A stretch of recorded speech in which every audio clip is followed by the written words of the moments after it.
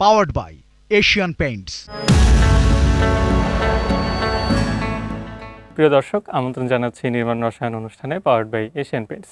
আজ আমরা মূলত কথা বলবো ভবনের স্ট্রাকচারাল ডিজাইন বা কাঠামোগত নকশা নিয়ে, এবং স্ট্রাকচারাল ডিজাইনের কোন ভুলগুলোর কারণে ভবনের কাঠামো দুর্বল হয় এবং নিরাপত্তা বিঘ্নিত হয় সেটি বোঝার চেষ্টা করব। আমাদের আজকের অতিথি প্রকৌশলী রবীন্দ্রনাথ সরকার, যিনি প্রায় 1.5 যুগ ধরে একজন প্রফেশনাল স্ট্রাকচারাল ইঞ্জিনিয়ার হিসেবে কাজ করছেন। স্যার, স্বাগত আপনাকে। Thank you. আপনি বুয়েটে পড়াশোনা করেছেন, দীর্ঘদিন ধরে কাজ করছেন, পি ইঞ্জিনিয়ারিং সার্টিফাইড প্রফেশনাল, এবং যুক্তরাষ্ট্রের আইসিসি থেকেও আপনি সার্টিফাইড। আপনার লম্বা সময়ের অভিজ্ঞতার আলোকে জানতে চাই যে আসলে কোন ধরনের ভুলগুলো সচরাচর দেখা যায়। তো আমরা যদি এখানে তো আমাদের পার্ট আছে দুইটা, একটা হচ্ছে স্ট্রাকচারাল সুপারভিশন আর একটা স্ট্রাকচারাল ডিজাইন।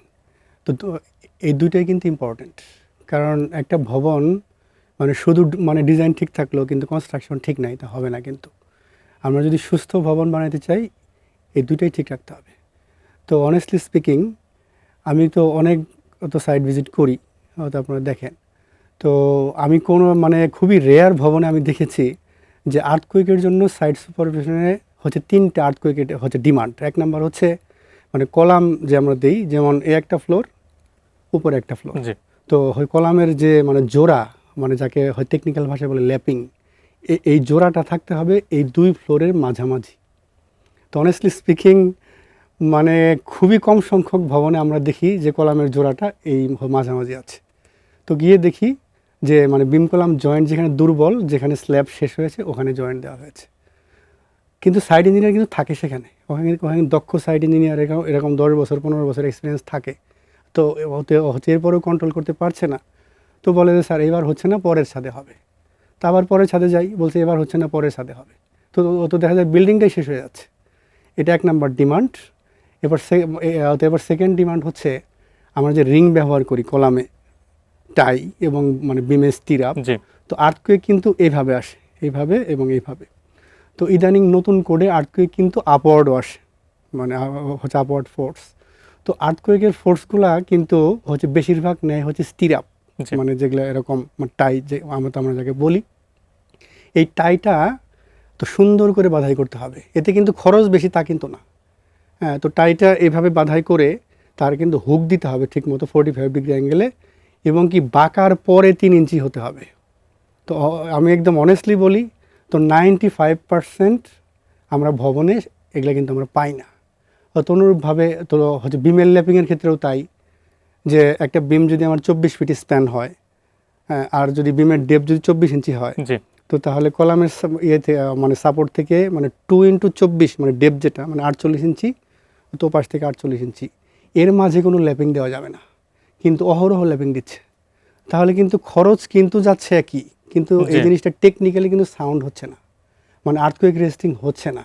এবার আমরা যদি একটু ধরনের স্ট্রাকচারে আসি, কারণ আমাদের নতুন কোড আসছে 2020 সালে। তো এখনও তো অনেক ইঞ্জিনিয়ার আছে, প্রায় সিংহভাগ আমি বলবো প্রায় 80 থেকে 90% ইঞ্জিনিয়ার তো আগের কোড ব্যবহার করছে, এবং কি যুক্তি দেখাচ্ছে যে এখানে খরচ কিছু কম। কিন্তু ধরেন এই ব্যাপারে কিন্তু বুয়েটে একটা কিন্তু হচ্ছে মাস্টার্স হয়েছে প্রায় 18টা হচ্ছে ভবন নিয়ে। তো বুয়েটের প্রফেসর তো ডক্টর খান মাহমুদ আনোয়ার স্যার, উনি তো প্রায় 18-20টা ভবন নিয়ে আগের কোড আর হচ্ছে বর্তমান কোড নিয়ে একদম এস্টিমেট সহ অ্যানালাইসিস করেছেন। এবং উনি দেখিয়েছেন যে খরচ যদি সঠিক ডিজাইন করতে পারে, ধরেন নতুন কোডে যদি সঠিক ডিজাইন করতে পারে, একদম এস্টিমেট মিলে যাবে। কিন্তু আমাদের ডিজাইনটা ঠিকমতো হচ্ছে না। এখন স্যার আসলে যে বিষয়টা নিয়ে কথা বলতে চাই, যে তার ইঞ্জিনিয়ারদের ক্যালকুলেশনে ত্রুটি দেখা যাচ্ছে, আপনি যেটা বললেন সফটওয়্যারের ক্ষেত্রে একটা বিষয়, কিন্তু এছাড়াও আর কি কি সমস্যা দেখতে পাচ্ছেন? এছাড়া ধরেন যেটা আরেকটা ল্যাকিংস হচ্ছে, ওই ইঞ্জিনিয়াররা হচ্ছে লেখাপড়া কম করছে, এবং কি ডেড লোডটা ঠিকঠাক মতো ক্যালকুলেশন করতে পারছে না। এটা কিন্তু আমার বক্তব্য না, এটা কিন্তু একজন শিক্ষক বলেছেন। তো আমি ওনাকে বলেছিলাম যে স্যার কেন এরকম, তো তখন স্যার উত্তর দিলেন, কেন তুমি তো হচ্ছে প্রায় 53টা প্রজেক্ট ভ্যাটিং করেছো, তুমি তো দেখেছো যে কলামের নিচে পাইল লাগবে 4টা, দেওয়া হয়েছে 6টা, আবার যে কলামের নিচে পাইল লাগবে 8টা, দেওয়া হয়েছে এরকম 5টা। ধরেন উইন্ড লোড, আর্থকুয়েক লোড কিন্তু সফটওয়্যার অটো নিয়ে নিচ্ছে, কিন্তু ডেড লোডটা হচ্ছে নিজের ক্যালকুলেশন করে হচ্ছে বসাইতে হয় বিল্ডিং এর ইউজেজ অনুযায়ী। সয়েল টেস্টটা আমাদের দেশে ঠিকমতো হচ্ছে না। এখানে ধরেন লেবার দিয়ে কাজ করায়, আর যারা সয়েল টেস্ট করছে এদের 99% এদের কোনো ল্যাবরেটরি নাই। তো এত বড় একটা জিনিস আপনি বলুন। না, সত্যিকার অর্থে আমরাও সেটা দেখেছি যে ঢাকা শহরে হয়তো হাতে গোনা কয়েকটা ল্যাব আছে, প্রপার ফ্যাসিলিটি যাদের আছে, এবং সত্যিকার অর্থেই সয়েল টেস্ট হলে তাদের খুব ব্যস্ত থাকার কথা ছিল, কিন্তু তারা আসলে সেই অর্থে কাজ পাচ্ছেও না। কিন্তু রেডিমেড কিছু রিপোর্ট আমরা দেখে থাকি যে সাইটে প্রোভাইড করা হয়। এখন যেটা জানতে চাই যে ড্রয়িং ঠিক থাকলেও সুপারভিশনের ক্ষেত্রে মানুষের দেখা যায় যে কিছু অস্বস্তি আছে, যেমন হয়তো একজন প্রফেশনাল ইঞ্জিনিয়ারকে সাইটে নিয়ে যাওয়ার জন্য আলাদা করে একটা সম্মানী দিতে হবে, এটা অনেকে অ্যাভয়েড করার চেষ্টা করেন। তো সেই ক্ষেত্রে কোন কোন সংকটগুলো দেখা দেয়? এটা খুবই একটা ভালো প্রশ্ন করেছেন। ড্রয়িং ঠিক থাকলেও আপনার কিন্তু ভূমিকম্প সহনীয় ভবন হবে না, এটা কিন্তু একটা কনফিউশনমূলক একটা প্রশ্ন। যে সে বুয়েট কুয়েট রুয়েট একজন ভালো ইঞ্জিনিয়ার ডিজাইন করেছে, সেই ডিজাইন মোতাবেক কাজ হয়েছে, তো আমি কিন্তু এরপরেও বলছি সেটা ভূমিকম্প সহনীয় নয়। কেন? ধরুন আমি 100 ফিট লম্বা পাইল দিলাম, আপনি 100 ফিট লম্বা পাইলিং করলেন, এরপরেও সেটা ভূমিকম্প সহনীয় হবে না। কেন হবে না? কারণ আমাদের যে পাইলগুলা, এটার হচ্ছে দুইটা টার্ম আছে, টেকনিক্যাল টার্ম। একটা হচ্ছে এন্ড বিয়ারিং নিবে পাইল লোড, আর একটা হচ্ছে স্কিন ফ্রিকশন নিবে। এখন মানে পাইলটা হার্ড লেয়ারে গিয়ে আমরা ছাড়বো, কিন্তু আমরা কিন্তু সয়েল টেস্ট কিন্তু সবগুলা কলামের নিচে করি না। আর সাধারণত যদি কলাম থাকে 20টা, আমরা সয়েল টেস্ট করি 3টা বা 4টা।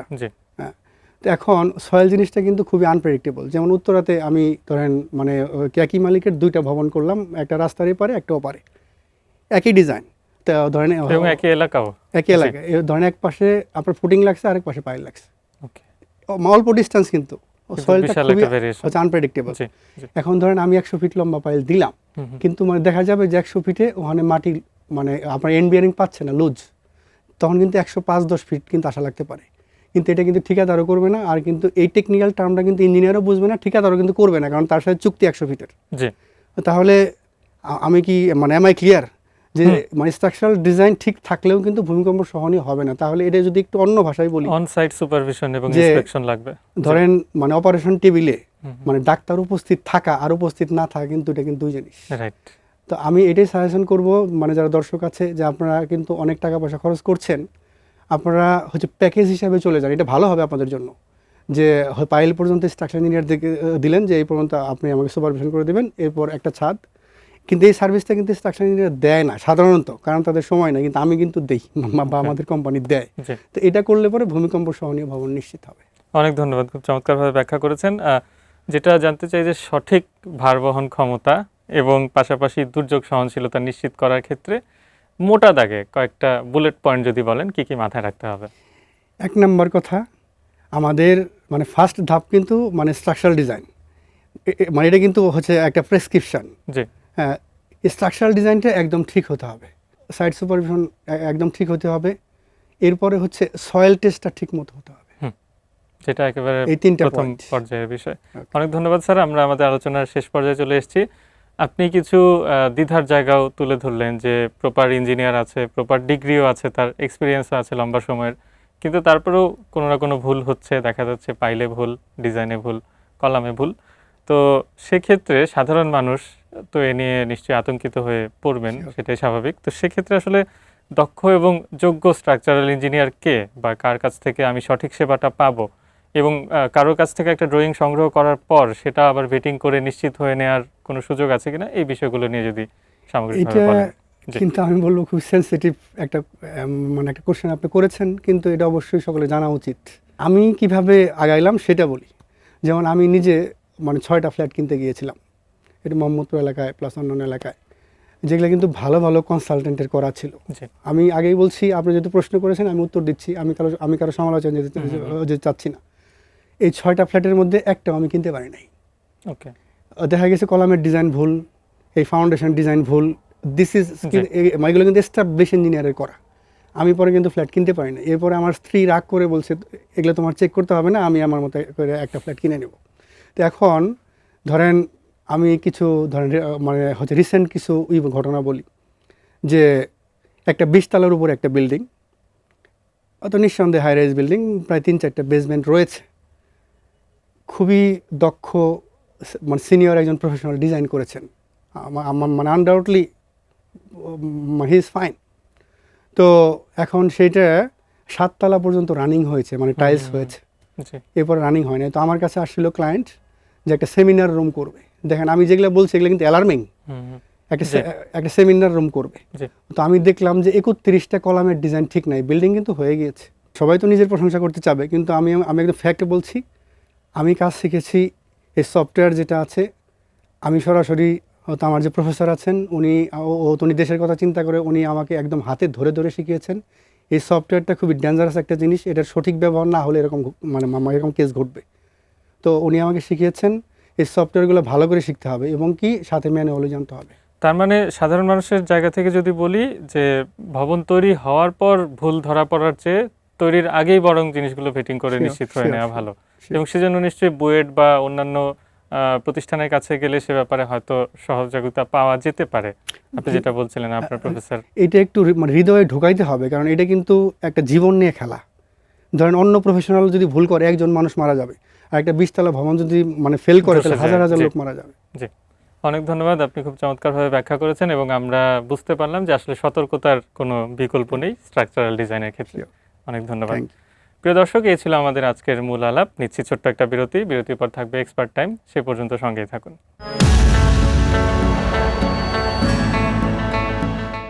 Powered by Asian Paints. প্রিয় দর্শক, বিরতির পর নির্মাণ রসায়ন অনুষ্ঠানে আরও একবার স্বাগত জানাচ্ছি। এবারে থাকছে এক্সপার্ট টাইম। সবাইকে স্বাগত জানাচ্ছি আজকের এশিয়ান পেন্টস এক্সপার্ট টাইমে। আজকে আমাদের সাথে আছেন আর্কিটেক্ট তপন কান্তি সরকার। কেমন আছেন? ভালো আছি। আপনার 15 বছরের বেশি এক্সপিরিয়েন্স। এই এক্সপিরিয়েন্সটা জুড়ে আসলে আপনি কোন ধরনের কাজ করেছেন এবং কোনটা আপনার কমফোর্ট জোন কাজের ক্ষেত্রে? 2009-এ বুয়েট থেকে পাশ করে বের হওয়ার পরে 5 বছর জব করেছি আমি, এবং 2014-তে আমি আমার নিজের ফার্ম 3 পয়েন্টস কনসালটেন্ট প্রতিষ্ঠা করি। এই 11 বছরে আমরা রেসিডেন্সিয়াল প্রজেক্ট সাথে পাশাপাশি কমার্শিয়াল, ইন্ডাস্ট্রিয়াল, এমনকি রিলিজিয়াস প্রজেক্টসও আমরা করেছি। আপনার রিসেন্ট করা একটা কাজ, যেটা চিটাগং একটা বেশ নামকরা একটা মসজিদ, যেটা বাঁশখালীতে, এটা বেশ কিছু অ্যাওয়ার্ড পেয়েছে দেখলাম। এই প্রজেক্টটা করার ক্ষেত্রে আসলে ইমোশনাল কি ব্যাপারগুলো ছিল, বা যাদের জন্য প্রজেক্টটা ডিজাইন করেছেন সেই ক্ষেত্রে কি কি ব্যাপার আপনি মাথায় রেখেছিলেন? ভিজিট করার জন্য প্রথম আমরা যখন ওই গ্রামে যাই, তখন আসলে গিয়ে দেখেছি এখানে অলরেডি একটা সিঙ্গেল স্টোরি একটা মস্ক আছে, এবং সেটা প্রায় 35 বছরের পুরনো ছিল।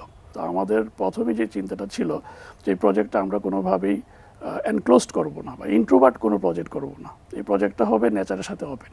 ফাউন্ডেশন থেকে শুরু করে যখন আমরা আসলে সুপারস্ট্রাকচার করেছি, প্রতিটা ক্ষেত্রে আমাদের মাথায় একটা বিষয় ছিল, সেটা হচ্ছে স্যালানিটির বিষয়টা। এটা কিভাবে আমি কন্ট্রোল করব, যে কারণে প্রতিটা স্টেজে আমরা অত্যন্ত যত্ন সহকারে অ্যান্টিসল্ট যে কেমিক্যাল, সেটা প্রত্যেকটা ক্ষেত্রে আমরা ব্যবহারকে এনশিওর করেছি। তার পরবর্তীতে যখন আসলে পেইন্টের ব্যাপারটা আসছে, তখনও আমাদের মাথায় ছিল যে আসলে এখানে পেইন্টটা কী ধরনের হওয়া উচিত। সেখানে আমরা চেষ্টা করেছি আলটিমা প্রোটেক্ট শাইন যে পেইন্টটা আছে সেইটা এখানে ইউজ করার, এবং এটা বেশ যত্ন সহকারে এখানে এটা ব্যবহার করা হয়েছে। বেশ কতগুলো অ্যাওয়ার্ড এটা পেয়েছে। এটা আমাদের জন্য খুব আনন্দের এবং একটু গর্বেরও বিষয় যে আমাদের বাংলাদেশের যে হাইয়েস্ট অ্যাওয়ার্ড, যেটা আইবি অ্যাওয়ার্ড, এটা আমরা 2023-এ পেয়েছি। কিন্তু এছাড়াও আমাদের 2024-এ কমনওয়েলথ অ্যাসোসিয়েশন অফ আর্কিটেক্টস, যেটা আমরা সংক্ষেপে বলি সিএ অ্যাওয়ার্ড, ওটাতেও আমরা সোশ্যাল ইম্প্যাক্ট অ্যাওয়ার্ড পেয়েছি। এবং তারও আগে 2022-এ আরও বেশ কয়েকটি আন্তর্জাতিক স্বীকৃতি এই প্রজেক্টটি লাভ করেছে, এবং তার মধ্যে অন্যতম হচ্ছে অপেল অ্যাওয়ার্ড এবং আর্কিটেকচার মাস্টার প্রাইজ। এটা সত্যি বাংলাদেশের জন্য এবং বাংলাদেশি হিসাবে আমার প্রাউড ফিল হচ্ছে, একটা ইমোশনাল প্রজেক্ট এতগুলো অ্যাচিভমেন্ট করেছে। বুয়েট এরিয়া একটা জায়গা থাকে যেটা হচ্ছে দেখা যাচ্ছে যে ওয়াশরুমের অপোজিটের ওয়াল, বা দেখা যাচ্ছে যে আমার বারান্দা থেকে যে ওয়ালটা আসতেছে সেখান থেকে দেখা যাচ্ছে ড্যাম বা পানি সবার আগে বিল্ডিংয়ের মধ্যে দেখা যায়। এই জায়গাটার জন্য সলিউশন, যেহেতু কেমিক্যালের কথা বললেনি, কোন ধরনের সলিউশন অ্যাকচুয়ালি আমরা সাজেস্ট করতে পারি? ওয়াশরুমের ক্ষেত্রে যদি স্পেসিফিকলি বলি, তাহলে আমরা যেটা চিন্তা করি যে সেখানে ওয়াটারপ্রুফ সলিউশন হিসাবে বা ড্যামপ্রুফ সলিউশন হিসাবে সিমেন্টেসিয়াস কোটিং নামে একটা প্রোডাক্ট আছে। সেই প্রোডাক্টটা কিন্তু একটা ভালো সলিউশন, এবং এটা এখন বেশ একটা আপ টু ডেট সলিউশনে আমি বলবো, বা আপগ্রেডেশন হয়েছে এই যে যতগুলো প্রোডাক্ট এই ক্ষেত্রে আছে। এটা আমরা এখন অনেককে সাজেস্ট করছি যে এই প্রোডাক্টটা ব্যবহার করেন। বেসমেন্টের কথা চিন্তা করি, তখন আবার আমাদেরকে কিছু মেমব্রেন আমরা সাজেস্ট করি। এপিপি মেমব্রেন আছে বা এসবিএস আছে, বাট বেসমেন্টের ক্ষেত্রে আমরা বলবো আপনারা অবশ্যই এসবিএসটাকে আমরা প্রায়োরিটি দিই রাদার দেন এপিপি। রুফের ক্ষেত্রে তো ধরেন এখন অনেক ভার্সেটাইল কাজ হচ্ছে। রুফ গার্ডেন কিন্তু এখন অনেক পপুলার। রুফ গার্ডেনিংয়ের ক্ষেত্রে বেশ কিছু লেয়ারিং মেনটেন করতে হয়। সেটার ক্ষেত্রে ড্যাম ব্লক টুকে নামে একটা প্রোডাক্ট আছে, সেটা ব্যবহার করা যেতে পারে, যেটা একাধারে ড্যাম প্রুফ এবং অ্যান্টিসল দুইটা কাজেই কিন্তু সে করে দিচ্ছে। ছাদটা আমাদের খুব কাছের, কিন্তু টপ ফ্লোরে যারা থাকে তারা আসলে খুব একটা আনন্দের সাথে থাকতে পারছে না। অনেক বেশি প্রবলেম তারা ফেস করে যে অনেক বেশি গরম লাগছে। এই জায়গাটাতে আপনারা কি কোনো টেকনিক্যাল সলিউশন বলতে পারেন? আগে কি হতো, যেটা জল ছাদের একটা ব্যাপার ছিল, কিন্তু জল ছাদের বিষয়টা তো এখন আর খুব একটা প্রচলিত না, যেহেতু এখন নতুন নতুন অনেক টেকনোলজি আসছে।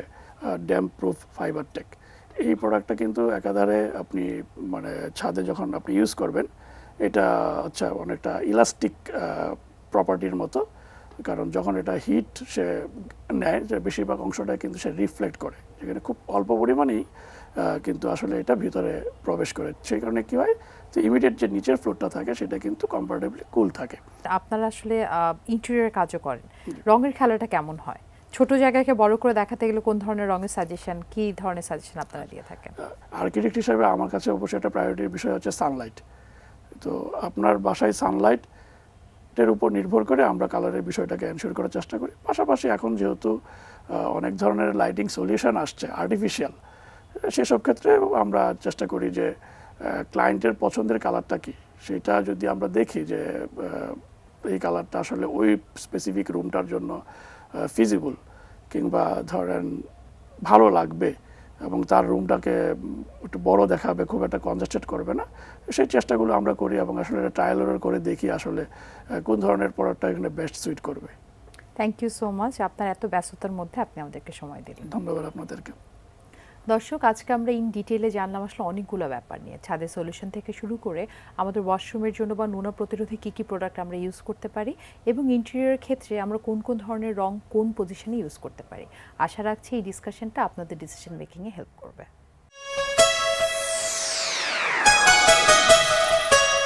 এই ছিল আমাদের আজকের অনুষ্ঠান। আপনার যদি কোনো প্রশ্ন, মতামত বা পরামর্শ থেকে থাকে জানাতে পারেন স্ক্রিনে দেখানো ইমেল ঠিকানার মাধ্যমে। ভালো থাকুন, সুস্থ থাকুন, এটিএন নিউজের সঙ্গেই থাকুন।